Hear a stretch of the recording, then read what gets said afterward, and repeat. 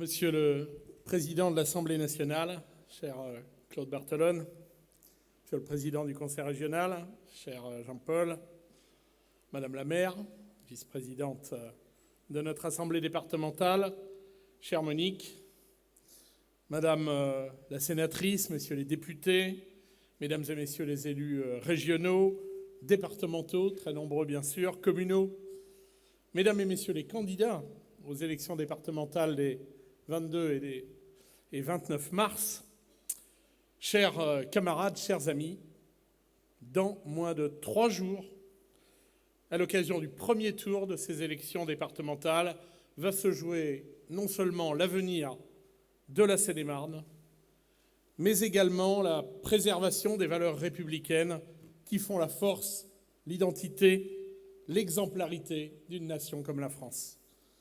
Ce soir, c'est avec une grande joie que nous accueillons en Seine-et-Marne le président de l'Assemblée nationale, que je veux remercier très sincèrement d'avoir accepté, malgré un emploi du temps extrêmement lourd, d'être présent à nos côtés pour ce meeting départemental à Ponto-Combo. Je ne te cacherai pas, cher Claude, que nous nous faisions une joie d'accueillir ici notre garde des Sceaux, une femme admirable, courageuse, dont la personne et l'action font l'objet depuis 2012, et tout particulièrement ces dernières semaines, d'attaques personnelles, insultantes, dégradantes, racistes, de la part de l'extrême droite, mais également, maintenant, de la droite UMP. La voie avait été ouverte, il est vrai, dès 2012, par un certain député de Seine-et-Marne, bien connu pour son sens de la modération et grand expert en matière d'affaires, qui, durant la campagne législative, proclamait que quand on vote FN, on a la gauche et on a Taubira. Lorsque Copé profère ces insultes, quel électorat cherche-t-il à séduire ? Celui du Front National, bien sûr. Pour autant, ce soir, Claude, c'est pour toi que la Seine-et-Marne socialiste, mobilisée, combattante, debout, fière de son bilan et de ses propositions pour notre département, est réunie dans cette belle salle Jacques Brel. Le parcours politique exceptionnel qui est le tien, député de la 6e circonscription de la Seine-Saint-Denis depuis 1981, ministre délégué à la ville de 1998 à 2002, président de l'Assemblée nationale depuis presque 3 ans déjà. Ce parcours politique t'a conduit également, en mars 2008, au terme d'une campagne électorale épique, à conquérir de haute lutte le Conseil général de la Seine-Saint-Denis. Tu y as exercé durant 4 années la présidence avant d'accéder au perchoir et de céder ton fauteuil à mon homologue désormais du 9-3, Stéphane Troussel. C'est dire si la collectivité départementale de proximité, tu la connais bien, les politiques de solidarité, la réussite scolaire au collège, les transports publics, le développement durable te sont particulièrement familiers. Ce soir, c'est donc avec un plaisir non fin que nous souhaitons profiter de ton dynamisme, de ta fougue légendaire et de ta vision.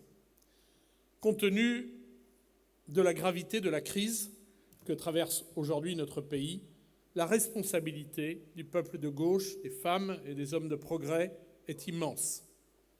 Semaine après semaine, marché après marché, porte à porte après porte à porte, nous avons rencontré sur le terrain de nombreux électeurs tentés par le mirage de l'abstention, prêts à disperser leur suffrage sur des candidatures de division, voire à voter pour l'extrême droite.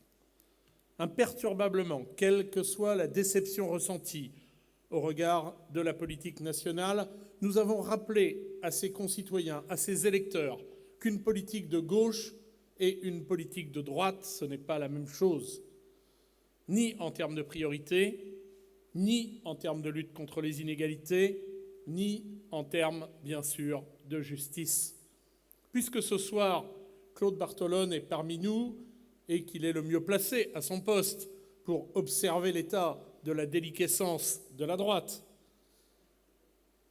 Y a-t-il vraiment besoin de rappeler la différence entre le camp de la gauche, défenseur des libertés et du progrès en termes d'égalité des droits, et celui de la droite, réactionnaire, conservateur, ennemi du progrès social? Depuis 11 ans, la majorité départementale de gauche et écologiste que j'ai eu le privilège de conduire a transformé la Seine-et-Marne et a modernisé de fond en comble les différentes politiques publiques de proximité développées par le département. C'est un vrai sentiment de fierté qui nous anime quand nous mesurons le chemin parcouru depuis 11 ans au service de notre département et les nouvelles politiques que nous mettrons en œuvre dans les années à venir si les Seine-et-Marnais nous renouvellent leur confiance. C'est déterminé, mobilisé sur le terrain, que nous avons tout fait pour convaincre nos concitoyens de poursuivre avec eux notre action au service de la Seine-et-Marne, pour démontrer que nous sommes les élus capables d'assumer avec efficacité et justice les compétences qui sont celles du département en matière de solidarité et de cohésion sociale, de petite enfance et de protection de l'enfance, n'est-ce pas Monique? De réussite scolaire au collège, de transport en commun, d'aménagement numérique, de développement durable, de jeunesse, de tourisme, de culture. Face à nous, la droite, dont l'horloge biologique s'est arrêtée en 2004, faute d'idées, multiplie les accusations mensongères sur notre gestion et se répartit déjà les postes comme si les électeurs avaient déjà voté. Depuis 2004, et cette année encore, comme à l'occasion des différents scrutins et renouvellements partiels, nous avons face à nous une droite arrogante, brutale, convaincue depuis toujours que le département lui appartient et que la gauche est illégitime à représenter les Seine-et-Marnaises et les Seine-et-Marnais et à agir au service de la diversité de nos 514 communes. Cette droite rance, étriquée, revancharde, comme au plan national, c'est celle que nous connaissons en Seine-et-Marne, c'est celle que nous combattons en Seine-et-Marne et sur le terrain de nos 23 cantons. Dans 3 jours, dimanche, il sera trop tard pour se lamenter, regretter l'abstention qui fait le lit du Front National. Il sera trop tard pour déplorer la dispersion des voix de gauche. Dimanche 22 mars, le Front National peut devenir le premier parti de France. Et personne ne pourra dire qu'il n'était pas prévenu. Autant en 2002, nous avions pu être pris par surprise, autant en 2015, nous ne pouvons pas prendre le moindre risque. Plus que jamais, pendant 3 jours, il faut mobiliser notre électorat dès le premier tour, car l'extrême droite, elle le fait. Chaque abstention d'électeurs de gauche fait le lit du Front National. Dimanche 22 mars, les électeurs vont avoir à choisir entre un camp qui divise, qui oppose, qui stigmatise, celui de l'extrême droite et de la droite, et un modèle républicain, la gauche, qui lutte contre toutes les injustices. Une gauche socialiste, progressiste, écologiste, incarnée par nos 23 binômes, des candidates et des candidats soutenus par le Parti socialiste, le Parti radical de gauche, le MRC et le mouvement des progressistes, Force démocrate et de nombreuses personnalités associatives, syndicales, militantes de l'environnement, de la culture, citoyennes. 3 jours seulement pour convaincre, 3 jours pour surtout parler autour de vous, expliquer, toujours, convaincre. 3 jours qui ne seront pas de trop pour dénoncer les mensonges de la droite seine-et-marnaise, puisque nous sommes à Ponto-Combo et que les candidats de l'UMP, ici comme d'ailleurs ailleurs, que Monique Delessart et Ismaël Djebara vont battre le 29 mars. Puisqu'ici, ils brillent par leur démagogie, permettez-moi ce soir de remettre les pendules à l'heure. Lorsque la droite n'a pas de projet, pas d'idée, et elle n'en a pas, de quoi parle-t-elle dans ses tracts? Des impôts qu'aurait augmenté la gauche et de la dette qu'auraient laissé se creuser les socialistes. Comme une ancienne, comme une litanie. Elle est fausse. avec de pareils experts, 600 milliards d'explosion de la dette publique nationale entre 2002 et 2012 sous Sarkozy, devrions-nous accepter sans rien dire de recevoir des leçons? Bien sûr que non. De fait, la vérité transparente parle pour nous. Entre 2004 et 2014, le Conseil général a investi 2,1 milliards d'euros au service des différents territoires seine-et-marnais. 2,1 milliards pour les collèges, pour les routes, pour les projets communaux et intercommunaux, pour les maisons de santé, pour le tourisme, la culture, les équipements de la petite enfance, les réseaux numériques, les projets universitaires.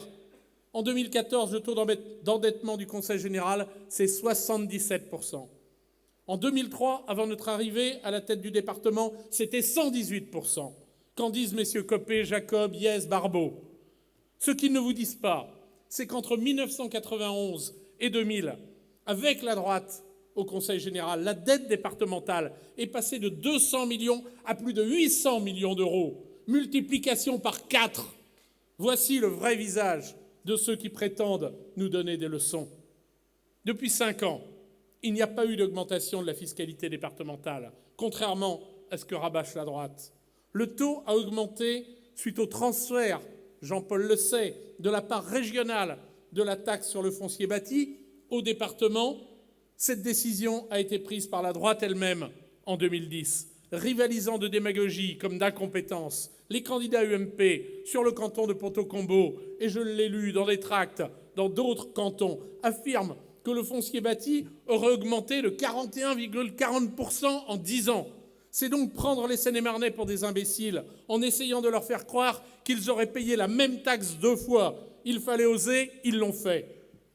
En 2014, hors allocation obligatoire, RSA, APA, PCH, que bien sûr nous ne décidons pas, les dépenses réelles de fonctionnement du département ont augmenté de 0,01%. Vous m'entendez? 0,01%.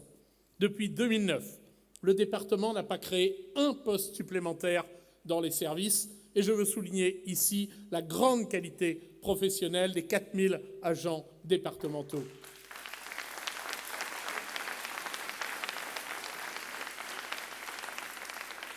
Il est malheureusement, devant de tels mensonges, nécessaire de rappeler que la majorité de nos personnels ont été transférés au département entre 2004 et 2008 par des gouvernements de droite, agents techniques territoriaux des établissements d'enseignement pour les collèges, agents de la DDE pour les routes et par la suite ceux du parc de l'équipement, ceux en charge de la régulation des transports scolaires, etc. En matière de rigueur budgétaire et de bonne gestion, nous n'avons donc pas de leçons à recevoir de la droite. Mais nous, à la différence de cette droite, non seulement nous avons bien géré le département, mais nous avons surtout rénové de fond en comble les différentes politiques départementales. J'ai lu dans certains tracts que la droite parle de vétusté et de manque de sécurité dans nos collèges. Mais de qui se moque-t-on? En 11 ans, nous avons investi 623 millions d'euros au profit de nos 127 collèges. C'est aujourd'hui la première dépense d'investissement du département et c'est nouveau.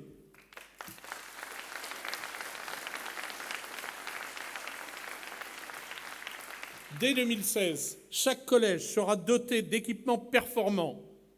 C'est largement engagé. Plus de 100 seront équipés avant la fin de cette année même. Tableau numérique interactif, balado-diffusion, ordinateur portable généralisé dans toutes les salles, espace numérique de travail accessible à tous, enseignants, collégiens, familles. La droite voudrait faire peur en parlant de désengagement du Conseil général en matière de transport des collégiens, alors même que la Seine-et-Marne est le seul département francilien à assurer la gratuité des transports scolaires à près de 40 000 collégiens et à financer à hauteur de 50% l'abonnement à la carte imaginaire pour 47 000 collégiens et lycéens. La droite agite le chiffon rouge de l'abandon des routes départementales. Quelle malhonnêteté confondante alors que nous avons modernisé le réseau départemental avec 800 millions d'euros de travaux au profit des 4 400 km de routes départementales, alors que nous avons financé 277 contrats triennaux de voirie au bénéfice des communes, augmenté de 50% les dépenses en faveur des transports en commun et obtenu, merci à Jean-Paul et à nos collègues élus régionaux, dès septembre 2015, en effet, un pass Navigo à 70 € pour les Seine-et-Marnais, quel que soit leur lieu de résidence, soit 600 € d'économie effective annuelle pour les titulaires de cartes zone 1 à 5. Je pourrais vous parler encore des heures du bilan de cette gauche des territoires que nous incarnons, cette gauche unie et rassemblée qui a transformé la Seine-et-Marne, mené la bataille de la proximité pour défendre nos habitants les plus fragiles, pour tirer notre département vers le haut, valoriser ses atouts et son patrimoine écologique, économique, environnemental. Je voudrais vous exprimer la rage qui est la mienne face à la division des forces de gauche qui caractérise les forces politiques en présence dans les 23 cantons en lice dimanche. Une division artificielle qui fait prendre un risque inutile, dangereux à notre Seine-et-Marne. Une division de la gauche qui traverse malheureusement toute la France, ou quasiment toute, et qui peut avoir des conséquences catastrophiques dimanche soir. Bien sûr, je salue nos partenaires du Parti radical de gauche, du mouvement progressiste, de CAP 21, de Force démocrate, mais aussi nos camarades communistes ou écologistes qui nous rejoignent parfois sur le terrain. C'est elle, la gauche, qui agit. C'est elle, la gauche, utile. En votant pour elle, votre vote aussi sera utile et surtout responsable. Le risque est grand de voir mis à bas les politiques innovantes développées depuis 2004, le risque du repliement porté par la droite, le risque du rejet de l'autre, le risque d'opposer les territoires les uns contre les autres, incarnés par les messages de haine populistes du Front National. 3 jours, il nous reste 3 jours pour tout ensemble défendre pied à pied le bilan de la majorité départementale, défendre l'action qui a été la nôtre et porter avec force notre vision ambitieuse pour la Seine-et-Marne. 3 jours pour garder avec vous tous et vous toutes une Seine-et-Marne d'avance. C'est un magnifique défi à l'image de ces 11 années que j'ai passées à la tête de l'institution départementale, certainement parmi les plus belles de ma vie. À toi maintenant, cher Claude Barthelone, de nous insuffler ton énergie, ton charisme. Merci pour ta présence ce soir à Ponteau-Combo. Vive la Seine-et-Marne. 3 jours encore pour se battre pied à pied contre l'abstention, la droite revancharde, la haine du Front National. Merci à toutes et à tous pour votre soutien au combat. Merci.